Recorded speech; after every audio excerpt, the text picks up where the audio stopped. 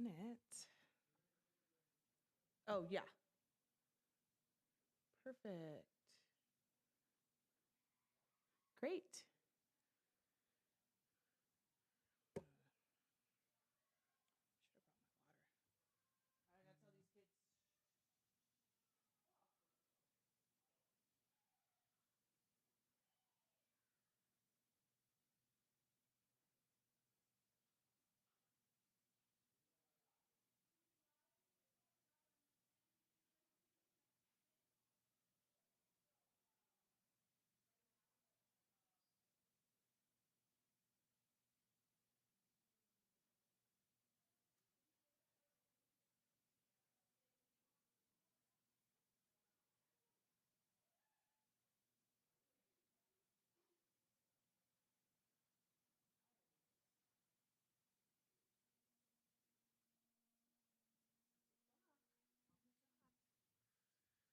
Okay, Filippo, we're good to go.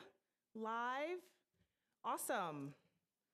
Let me double check these slides. Everything should be good. All right. Thank you, everyone, for joining. Everyone who's here, everyone who's joining via our YouTube stream. I just started this tradition of, giving parents the information they need going into each different sports season. And I think it's a good way for parents and students, they're more than welcome to listen to this, but specifically parents to understand the athletic philosophy and what we're doing here at Seabury Hall. So thank you all for joining tonight. So this is a little bit of my information on the slides. And then for those of you who do not know me, my name is Yassine Meyer, but I go by Coach Yaya. I am a proud alum of Seabury, and I've been here. This is my 4th year now going into this role. I'm super grateful to be here. I was a four-sport athlete at Seabury Hall, so played everything, loved the athletic programs here, and went off, did the whole college thing, and was able to work in professional sports, but really found my calling coming back here to be part of this school and this athletic program. So I'm so fortunate to be back and to be here at Seabury Hall. If you do have questions, please scan the QR code now with your phones and feel free to type in questions, and I'll go through those after the presentation. Also, throughout the presentation, there'll be a little barcode or a little number at the bottom of a couple slides that you can type in that number and send in your questions that way, and I'm happy to go through those if you have any questions. So a big part of athletics and the culture that we're trying to build here at Seabury Hall is through leadership, commitment, and teamwork. And I think it's valuable to understand that these 3 core concepts really value what our student athletes are trying to do here and what we're trying to bring. I think that with these 3 components and these 3 core values, it really teaches our kids and our students to know time management, how to lead, how to be good citizens on the field, off the field, and all things. So, and that's what we're really trying to build here. So the 3 core values of our athletic program we're really trying to build are revolving around these 3 words. As a reminder, high school athletics is education-based, meaning that we are developing student athletes not just on the playing field, off of the playing field, being great people. And the primary goal is to use sports as an avenue to guide them through that. And so I really love to bring back alum as coaches who went through these programs that understand that, yes, we are still very competitive and we want the kids to try everything, but at the same time, we are instilling the qualities of leadership, commitment, being a good person, showing sportsmanship, all the things, and especially our epic values of empowerment, passion, integrity, and curiosity. So it's all education-based. We are not club sports, play to play, all those things. So really valuing the education-based side of athletics, teaching, learning, as well as competing at the highest level we can. Just a little snapshot of my life. I am the athletic director for grades 5th through 12th grade. So I oversee facilities, schedules, coaches of all these, from volunteers all the way up to stipend coaches. I am also the MIL coordinator for 8-man football, boys and girls volleyball. So I get all the officials for games. I do the scheduling. I'm part of the HHSAA SAC committee, creating handbooks, all the things. And so just know if you do email me, I try to get back to you as soon as possible. I'm pretty responsive via email, and happy to answer questions and help where needed. But just know that if you do see me, the kids always see me at my desk. It's a lot of admin, but we're planning, facilitating, making sure that the kids have what they need for each season coming up. I'm usually like right now, I'm probably in February. My brain is in February, working towards spring. Um, we do have an athletic trainer and a school nurse to be a full member school and part of the MIL and HHSAA to vote and do things like that. You do need a full-time athletic trainer, and we're so grateful to have Kevin here. Kevin's been around, I think he's going on 12 years here at Seabury. So Kevin knows all the processes, required forms to participate. So if you see emails coming in from Kevin and our school nurse now, which they collaborate and work to get these forms, entrustment of care forms, sports physicals, sway, all these types of different forms on August now, I believe is what we're using. Please don't ignore. Please try to get those in as soon as possible, especially before the start date of the sport that your child is in.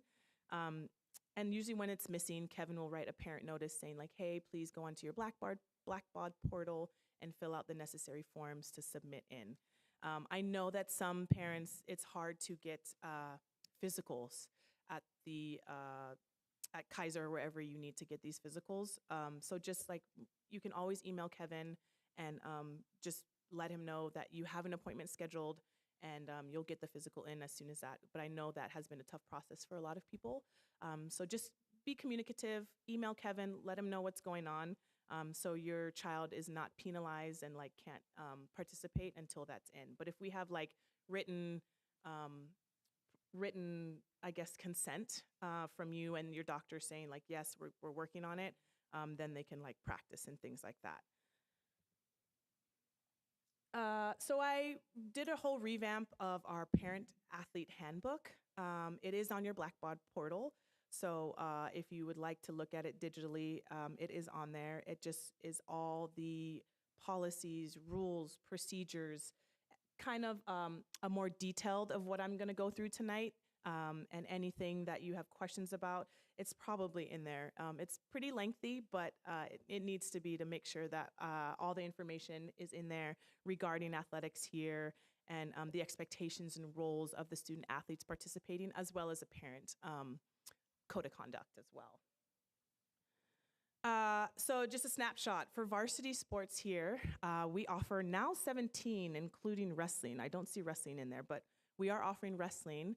We don't have on-site for wrestling, but we do have one wrestler that goes off and practices. But total right now is 17. A lot of options for our student athletes to participate in. If you're here tonight, you're probably here for our winter sports. Sorry, wrestling's not up there, but our basketballs, our soccers, paddling and swimming and diving.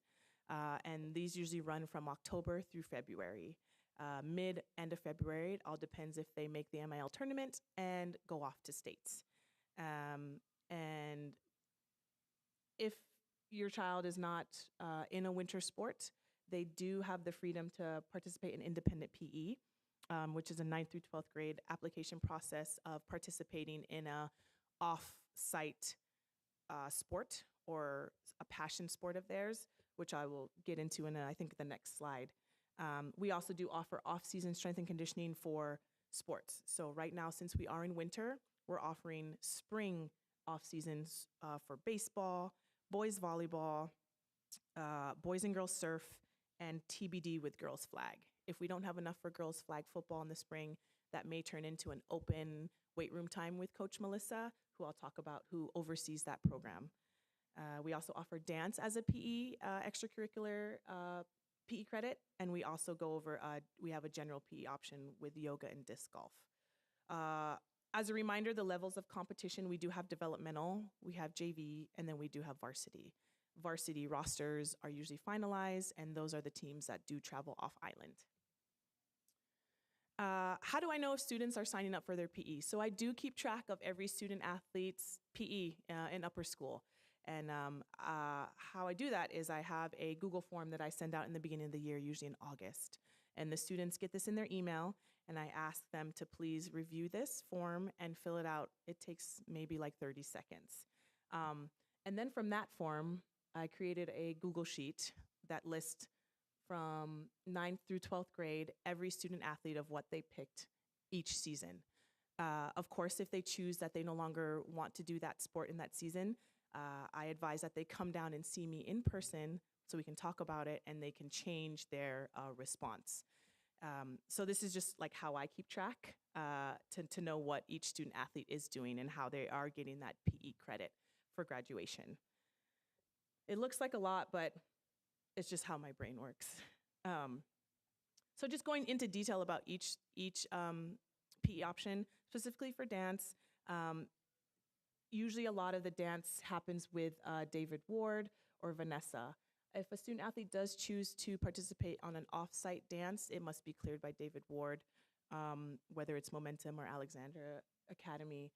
Those are all great options that can count towards dance. But again, that has to be approved by David Ward.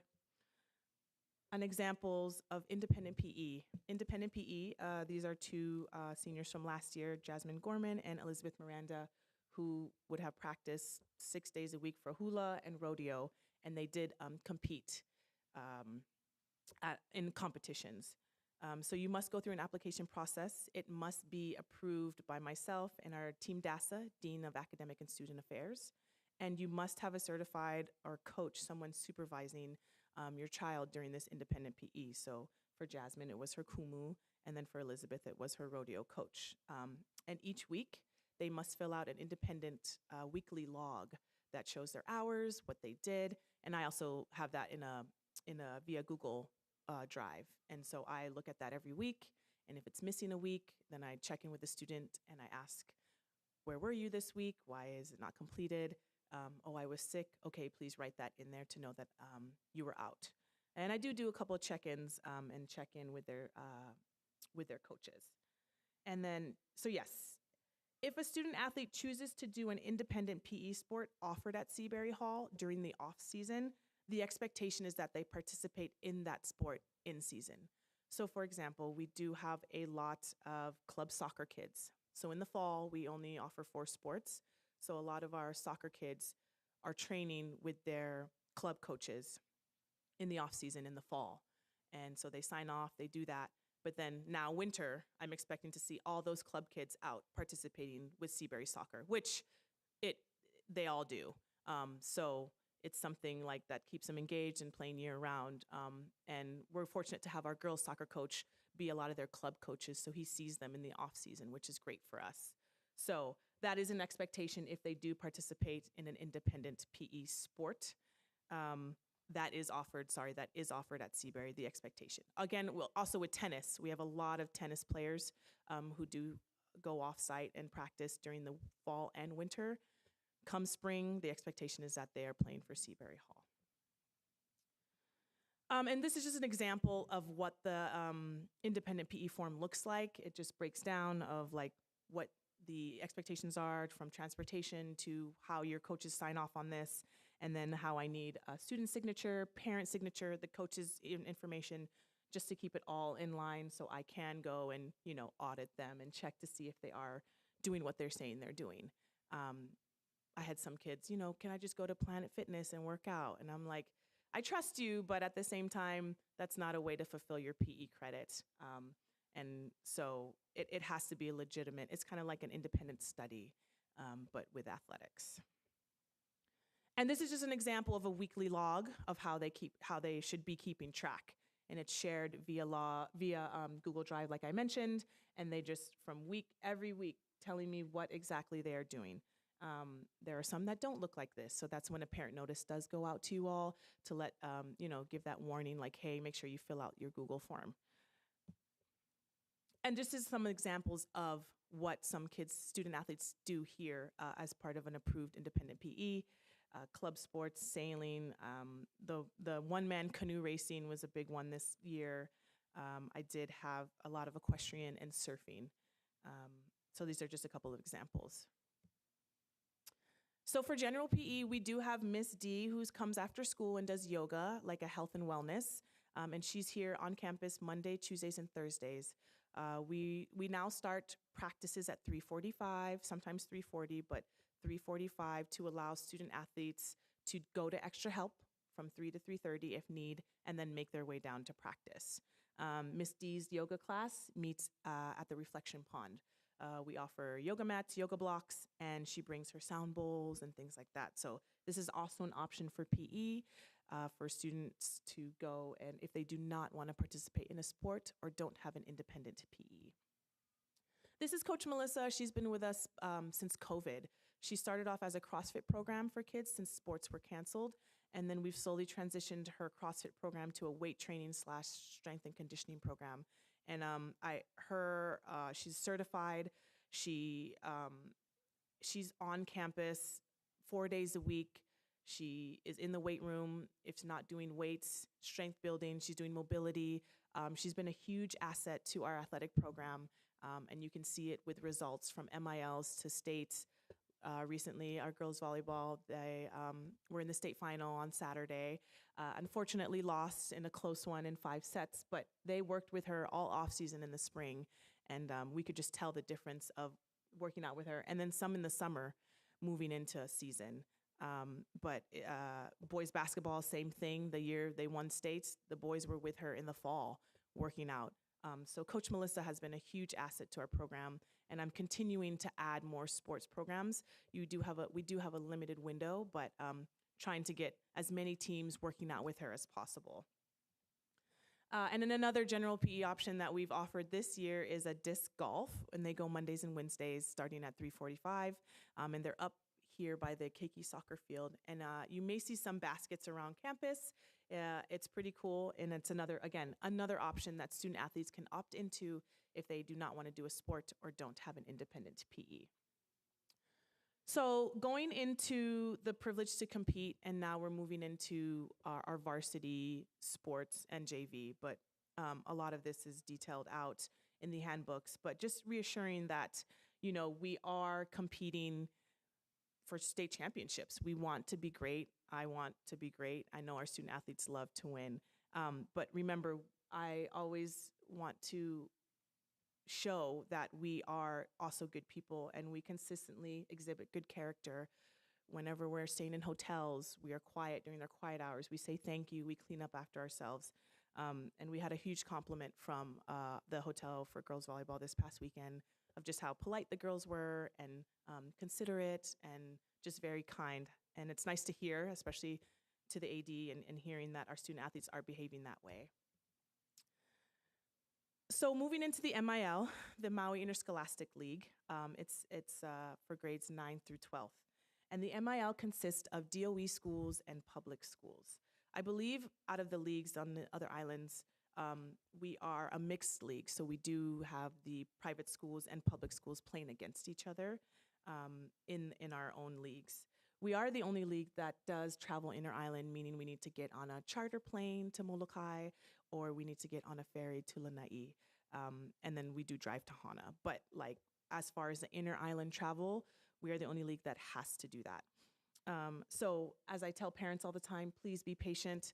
Sometimes on a Friday, if our flight is at 10 a.m., we may have to leave and not go to school due to delays of mokulele that could happen.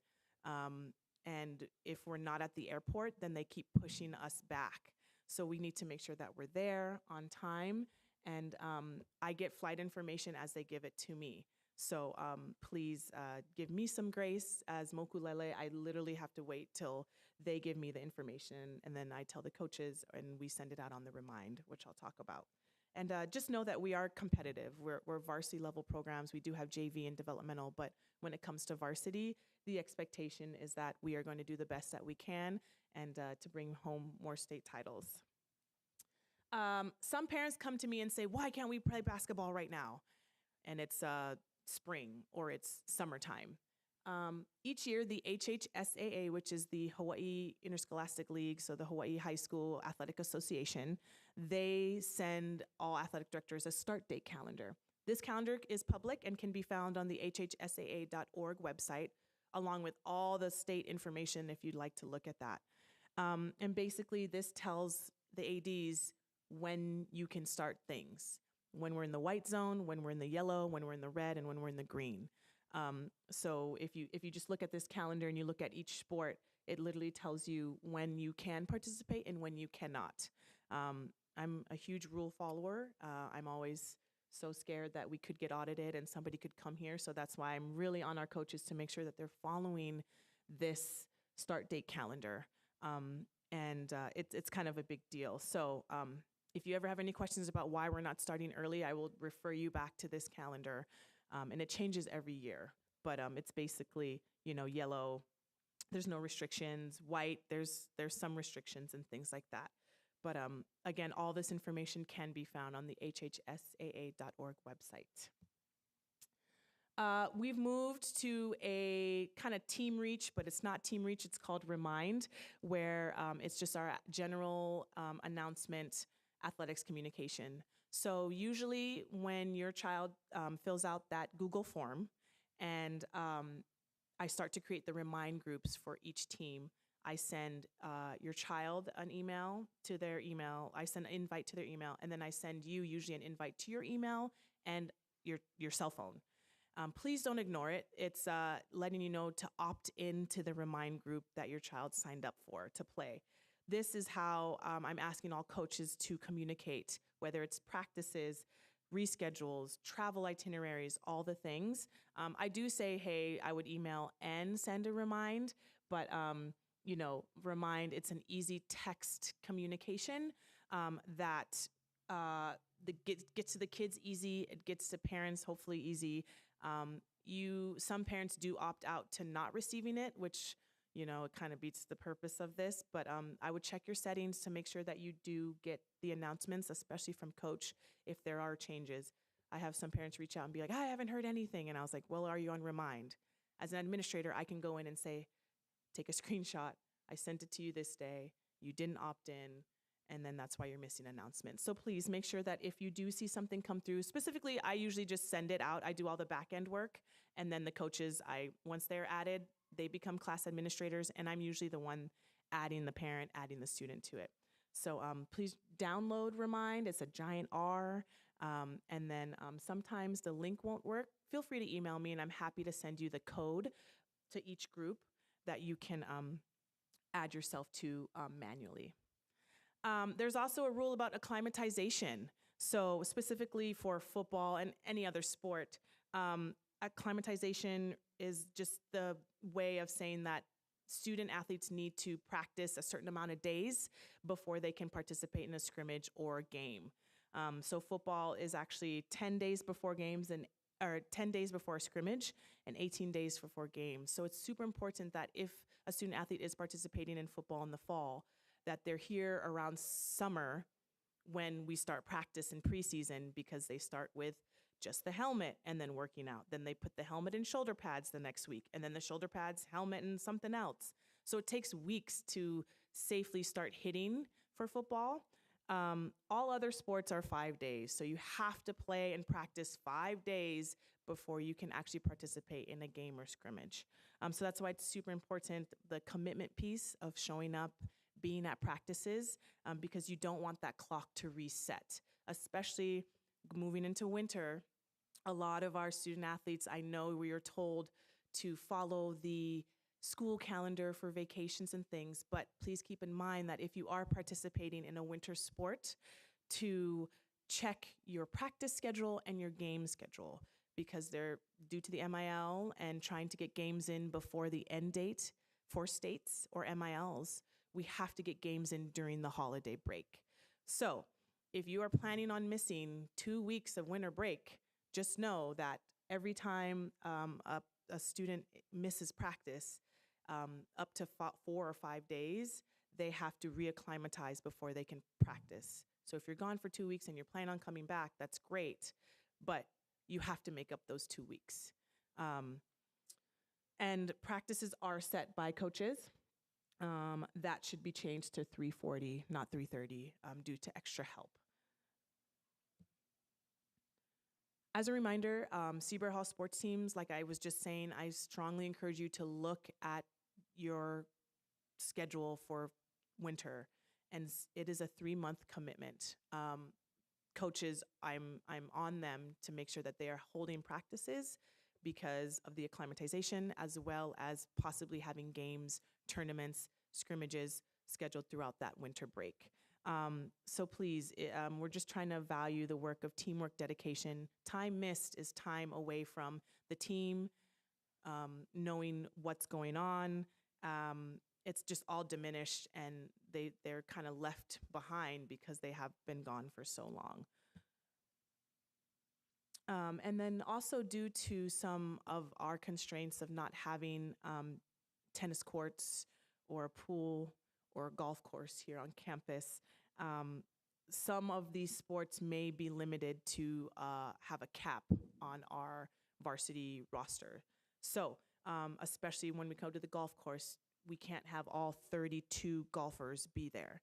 So, there will be times when there will be a cap on certain sports, and who will be going and practicing that day for that sport. Specifically, if it is for our varsity level student athletes to practice, they will be prioritized to go and practice. So, prior to the season, head coaches will communicate any of these practice limits and playing opportunities because, for example, tennis courts, we ask for permits every year for all 4 courts at Kula, but then we have to share with Haleakala Waldorf. We have to share with the community, so they don't give us all 4 courts. So sometimes we have 30 kids out there practicing on 2 courts, and that doesn't really benefit the student athletes who are there, as well as some of the coaches that are there and trying to run practice. So that's all communicated. Sometimes they try to split it up and try to make it work, but then sometimes if it's a game week, we'll need varsity to be there 2 days a week. So just please keep that in mind, especially with our sports teams that have limited access to facilities. As part of our commitment piece of our core values, attendance, and I'm going to keep saying it, they need to show up. They need to be in class. They need to be in school. Of course, if there are issues that come up, I always say bring a note. The note is your excused of why you're late or why you were not in school. And then it needs to be turned in by the attendance coordinator. Students should be in school by 8 a.m., but of course, if some students have driver's ed during the week, some students have doctor's appointments, dentists, all the things. Anything after 9, please bring a note. That note will be shared with me, and then I will let the coaches know. And then students sent home by the school nurse, they should be home and not at practice. And then please have the students know, but they need to communicate. Now they have Remind, they have all the coaches' emails, and they should be letting the teachers or their coaches know what is going on with them that day, that they are not at practice. This also includes when they are at extra help, letting the teacher know or their coaches know why they're at extra help, and that they'll be late to practice, which is an excused absence. There are excused absences in return to play protocol. So like when there is a conflict, we ask that you report it. And then if a student athlete is sick or does not attend school before that game, like let's say we have a game with D2 usually has games Wednesdays, Fridays, and Saturdays when we're playing Hanalana'i and Molokai, just do the home and away. But if you do not attend school on that Thursday, then you won't be traveling to Molokai, Lanai, or Hana that Friday, Saturday, especially if you've been sick. And so any inter-island travel, if you're not in school the day before, you will not be eligible to compete in that. And then if a student leaves for any reason, please make sure it is backed up with a note. And then, of course, there are unexcused absences. And if a student athlete is absent without any notice, same like in the real world, if you don't call or put in your PTO, your boss is going to wonder what's going on. So anything that's not considered excused will be unexcused and will be marked in their blackboard. Some coaches are doing attendance via blackboard, and some are doing it like just pen and paper, and they just let me know who's here and not here. Blackbaud would be the best way to go, so you can also see it in their portal. Some coaches still don't understand it, but we're working on it. And it's also a safety thing, especially with our off-campus sports. Knowing where their student athlete is super important when we have to go to a golf course, when we have to go to a different pool to practice, when we're at a different tennis court. So it's super important that our student athletes are communicating with their coaches of where they are. And then this, again, still part of the commitment piece, vacation or other extended absences. I understand things come up. We live on an island. We want to go visit family offsite, off of island. It's totally, I get it. But just know that you do have to make up the time, and just know that you are leaving a team behind, and it will be based on playing time. So if you do decide to leave, that's fine, but I will leave it up to the discretion of the coach to get back reacclimatized, as well as, getting into the rhythm of things again. And after school help, Monday through Thursday, it starts at 3. That's why we push practices a little later to start at 3:40. And, if they do end up on the weekly log or weekly athletics alert, there's an alert that I usually get that sends out who is getting below a 70 in a class. That's when it sends a red flag to me, and then I will see it and let the coaches know that this student athlete should be an extra help instead of getting taped right at 3:00. And the student athletes are pretty good about it, knowing that, okay, if I have a lower than a 70 in this class, I should be at extra help, and it is excused. So anything a lower than a 70, it will trigger a red flag for for me, and then they must attend that extra help policy for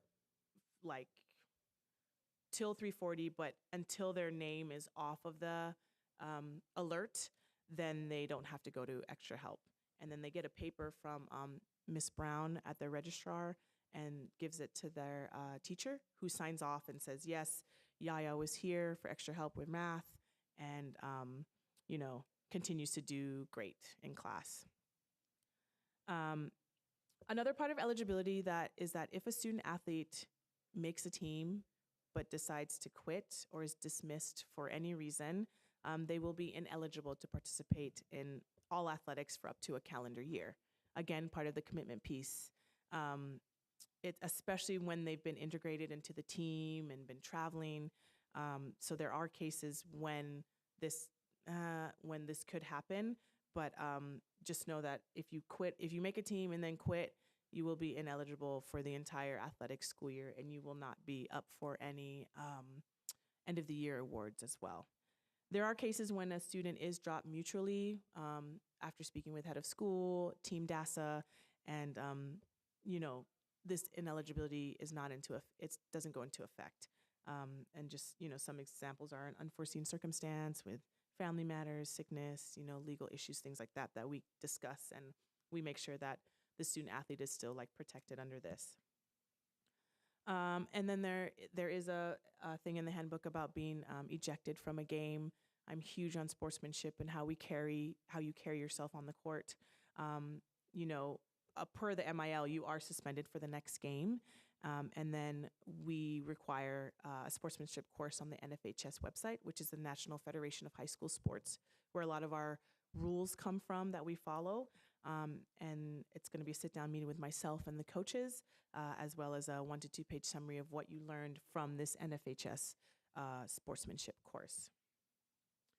Transportation is something that we're still trying to work on, but for now, especially with a lot of our off-campus sports and getting to practices, students, carpool. So at this time, we don't have a consistent transportation for practices and after school. So we strongly recommend carpooling and creating groups. Freshmen, please make friends with seniors, things like that. When there is transportation provided, we do have the student athletes travel on that. Specifically, if we do get in vans or a team bus to go to Hana, we're all in there together. And then, at the state tournament where we all are traveling in vans and things of whatnot. Leaving an athletic event post game, parents must be in contact with their head coach, as well as fill out a permission to leave the group form. And this can be found on the website, I believe. If it's not on the website, I usually just send it out to parents and remind and being like, hey, if you're staying in Hana after the game, please talk to the coach and then fill out this permission to leave the group form. Move with team travel and varsity rosters. Again, we are traveling as a group, we're traveling as a unit, and we want to make sure that our student athletes are upholding the epic values of Seabury Hall all the time. And any rules during athletic trips that are broken will result in immediate dismissal of the student athlete from that event and at the family's cost. And then there will be a whole sit down with myself, head of school, team DASA, whoever we need to speak to about what happened, and go from there, whether the student athlete is still on the team or is suspended or even welcome to participate in that sport anymore. And we do have to recognize, being that league that I spoke about, how we have to travel inter-island. We have to recognize the importance of traveling, and I really have to make sure that our coaches are abiding by the MIL handbook of travel numbers and rosters. So there is a travel number and roster for our varsity level sports, and that goes off. It's like not the entire team will be able to travel. I can't travel all 21 boys who are planning on coming out for varsity basketball. So there will be a travel roster, and there will be a varsity level B, and it's up to the coach and the discretion of who's traveling what weekend, or who's moving up, who's moving down. So just please keep that in mind. Also, with injuries, if a student athlete does get injured the week of that travel, the coach has the discretion to leave the student athlete or switch with another player in their absence. Same with states travel, MIL travel. We're very fortunate here that Seabury Hall Athletics covers flights, ground transportation, and hotel costs for inter-island and state travel. There are no participation fees at this time.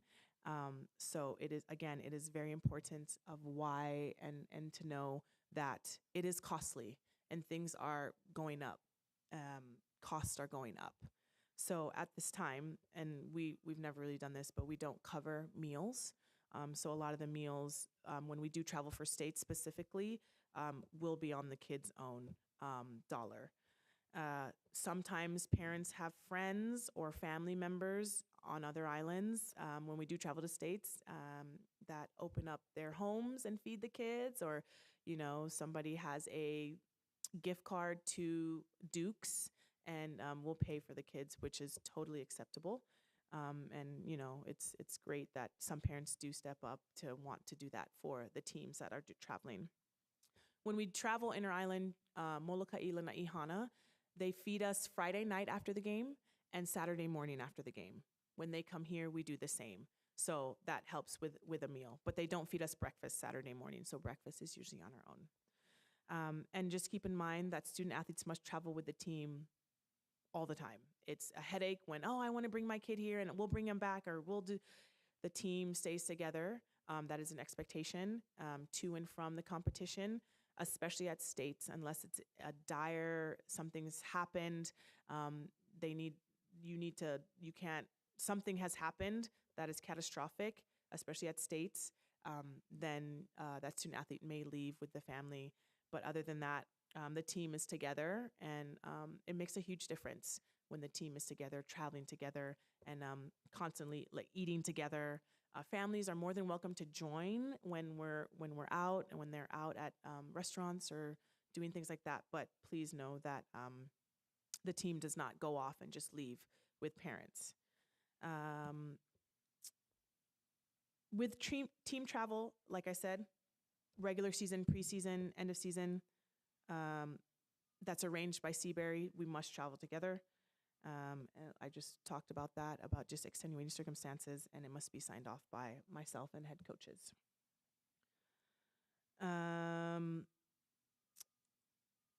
So this is kind of what I talked about as well. If something were to happen on a trip and we will need to sit down. This is just, again, reiterating everything that I've talked about. And just for the safety of tournament trips, we need to make sure we're adhering to and being together and understanding the rules and consequences of what happens. Just because we're representing Seabury Hall, and it's a big deal to make it to states, and making sure that everyone knows how to follow the directions and being together. And I just want to I'm so glad that we haven't had to really deal with this. And I think our student athletes really value what it means to travel and to be part of this. It's a great thing. We do have study hall. It is an expectation. Coaches are responsible for doing this. There are conference rooms at hotels, which I will tell the coach, please reserve. So your kids are there. They're not just in their rooms. And the hotel that we usually stay at, we've been staying at for a long time, they help grant this request. So study hall sessions are scheduled just to make sure that student athletes stick to their academic responsibilities and maintain what they need to do. It's on the student athlete that if they know that they're traveling for states during that week, that they talk to their teachers beforehand. I usually send out a dismissal list about a week or so before, letting the teachers know who's leaving, but it's on the students. They can make up tests. They can take tests beforehand if the teacher allows, but it is not the coach's responsibility to keep track of the student athlete's workload while they are traveling. We do have school-issued uniforms. They're very nice, and we're very fortunate to have these uniforms. So also in the handbook, there is this little matrix guide as to how to clean the uniforms. One of our primary colors is a white uniform, so I'm begging you to please wash the uniforms as directed, and just to air dry these and not throw them in the wash. They are expensive. If any uniforms come back to me damaged, you will be billed for the full price of customization, shipping, and handling. I take very much pride in these uniforms, and so please make sure that they are returned back to me at the end of the season. I try to tell the coaches, please collect them like the last day of your tournament if you are at states or MILs, but please make sure that your child is taking care of this uniform. It is on them. And there is in this, if you would read through the handbook, there is a parent-guardian behavior, anything that is deemed inappropriate or not supportive or detrimental to an employee or a coach or an official. Please make sure that you are just abiding by the code of conduct, our EPIC values. We ask the kids to do it, so I'm really, I really hope that parents also take this to heart.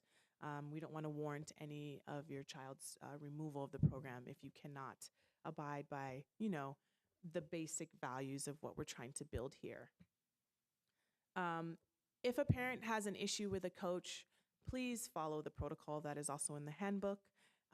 Contact the coach. I mean, not right after a game, a close game or something, and something is unhappy. Give it 24 hours to settle, and then feel free to reach out to the coach via email, remind, schedule a meeting. They may see something that you don't see, but, get curious first. Ask why, what's going on. And then if that conference does not provide a satisfactory resolution, then you can come to me. But until then, I will ask you right off, did you talk to the coach? And if you have not, I will send you back to the coach. I'll probably give the coach a heads up. And I hope with that meeting first with the coach, that can be something that you all can talk about. If it gets to the point where I need to sit in, I'm happy to do that. But I think 98% of your questions will be answered if you do directly go to the coach and ask, be curious of what you need from them. As I said before, we are in charge of hosting, and we do have to feed teams when they come here. So as a parent, your child joins the program, you're joining the program, which means that we do need help organizing potlucks. During the parent meetings, preseason parent meeting that coaches should be having maybe starting next week, that parents, there's a team parent that is willing to step up, or a couple team parents to help set up the perfect potluck, which is an online sign up sheet for having potlucks, or help organizing the senior night for that specific sport, not the big giant senior night that we have, but like for that specific sport. That is more than welcome. Helping with chaperoning for off island itineraries. You do have to go through a background check and stuff, but if you would love to be a van driver, we're always looking for those as part of the if your child is playing that and we need help and support. Coaches gifts and end of the year parties. If you love to host at your house and want to host the end of the year barbecue, please let your coaches know. And we're always looking for parent volunteers, whether it is ticket taking, or whether it is being at the game, or whether it's helping to set up tents before the game so you can watch the game. It helps me out a lot. It helps our maintenance staff out a lot. So if you're interested, please reach out. I'm happy to help you find some sort of volunteer job or duty. We do offer athletic awards. So for Athlete of the Month, every month, coaches send in their nominees, and then we choose 2 middle schoolers and 2 upper schoolers. Athlete of the Month is 5th through 12th grade. And then as we go down to our Ironman Award, our Super Spartan, our 3-year and 4-year letter varsity letter winners, that's 9th through 12th grade. And then we have great end of the year athletic awards, where we have a scholar athlete, the Steve Colflesh Coaches Award, and the Emilia Brown Guard Athlete of the Year Award. And as you can see, students are eligible from grades 9 to 12 to get that award. I've never seen a freshman get it, and I don't think I've ever seen a sophomore get it, but I've seen juniors get it. So that is a great way to make sure that we do get participation, and that I always tell the student athletes, like, hey, like, we really value these awards, and this is something that you can definitely win at the end of the year. And a great program that I'm super proud of that, have helped flourish here is the National Letter of Intent Signing Day. So if a senior is signing to play at the collegiate level, we do a whole presentation in the CAC. We show their highlights. Coaches come and speak. It's a great big celebration and recognition of all their hard work throughout all the years of them playing that sport. So I always keep a lookout for this, and if student athletes are interested in doing a National Letter of Intent, I am happy to set up a signing day. There will be 3 signing days this year. So the first one is coming up in November, and I think I have like 2 already, which is exciting. And then the other 2 dates are listed there. It's very hard to do one-offs, so that is why I'm telling seniors parents, that these are the dates. If anything doesn't work and it falls after these dates, unfortunately, due to our assembly calendar and just our school calendar in general, these are the dates that were picked and closest to the National Letter of Intent signing days. They don't really have that program anymore. The NCAA kind of took that away, so it's called something else, but we'll just call it Athletic Signing Days. As I said, feel free to look on the HHSAA website. A lot of information is there. I don't know if can I click it? Does that work? No. Yeah, I can't click that. But if the booth wants to click it and just show the layout of this website, you can see each team sport. You can see the tournament schedule coming up. It shows you brackets. It shows you all the information in Hawaii and the High School Athletic Association. HIATA's, the Hawaii Interscholastic Athletic Directors Association. All ADs are a part of that. But I think it's a very valuable website to go and look at if you have questions or anything. Sometimes I'll direct you directly to that website, and they'll speak more on that. And then, like I said, NFHS is another resource. A lot of our coaches are mandated to take the required NFHS courses in concussion, sudden cardiac arrest, and heat illness. And then I also have been having coaches be CPR and AED certified. And Coach Kevin is certified, so they can do it right here on campus. We usually we usually have the gym available on a Sunday, and coaches come in and are able to get CPR and AED certified. Just another safety protocol, and it just safety for our student athletes. And then there's parent education of like how to be a great sport and how to be a great parent, also on the NFHS website. Take a look. There's a lot of valuable information on there. And just, if you're looking to officiate or if you have problems with officials, there's a good, just a website on that about like why we're losing officials. And a lot of it has to do with parent conduct in the stands. And then I just personally want to say thank you and mahalo to all the parents and families who have supported athletics. Our student athletes are out there every weekend doing some sport, and it's a long year, but it's great. And all the families who do help support, whether it is hosting, whether it is grabbing the tents and helping coaches, just know that extra hand really does help them. It helps me, and it helps our athletic program thrive. And then, of course, mahalo to our coaches. Without them, we wouldn't have these amazing athletic programs. A lot of these people up here are alum or who have worked with the school for many, many years. And we're so fortunate to have them to be a part of our program. They're here for the kids. I don't pay them much. I'm trying. But the stipend doesn't cover how much work they really do put into making sure your kid is getting the best coaching possible. And we're on an island, so it's really hard to find good coaching and people who are willing to put in the extra work to be out here 5 days a week, to travel, to sleep on a gym floor, to just be dedicated to our students and to have the best athletic program out there. And so I commend all of our coaches, and I try to give them as much swag as I can and all the things. But please, if you see a coach, please say thank you. Let them know you're here to support. And we literally wouldn't be here without them.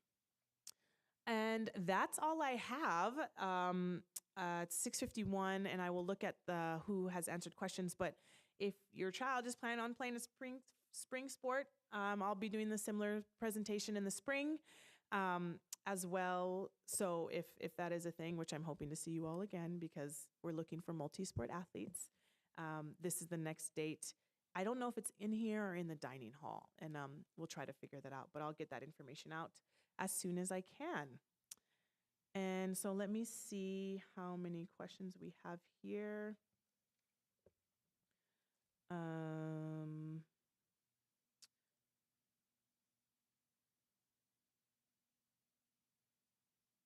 Oh, thank you. Someone just said thank you. Her sons have been impacted significantly through our program here at Seabury, and she appreciates the coaches, or they appreciate the coaches. So thank you. And that's the only question or comment I have. Does anyone here have any questions or comments?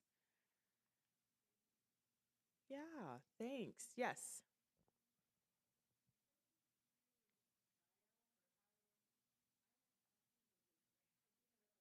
Oh, yeah.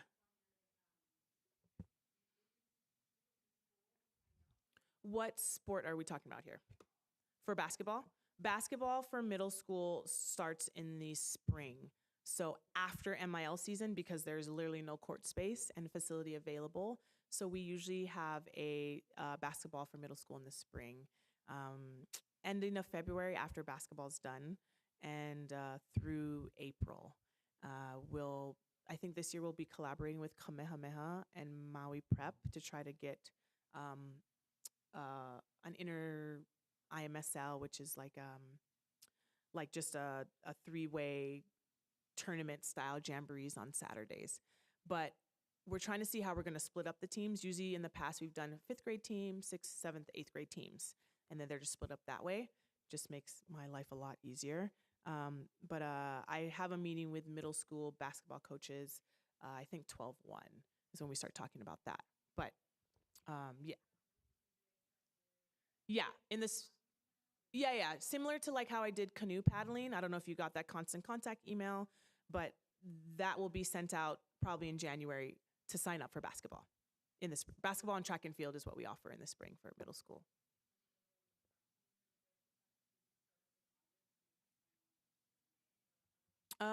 For that, like for basketball, That constant contact usually gets sent out in the July for the signups. Mm-hmm. Yes. Yeah. So once that Google, like, it says like, hey, we're excited to start winter sports, and then it lists like all the coaches, their time, their practice, da da da da. That's when like usually you'll be able to sign up and like start going to practice and like getting all that information from that.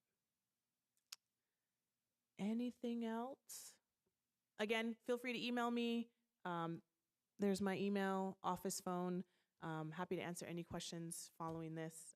But thank you all for joining. I really appreciate it, and I hope this was informative. Take a look at that handbook. It's on your Blackbaud portal, and let me know if you have any questions. Happy to answer. Thank you.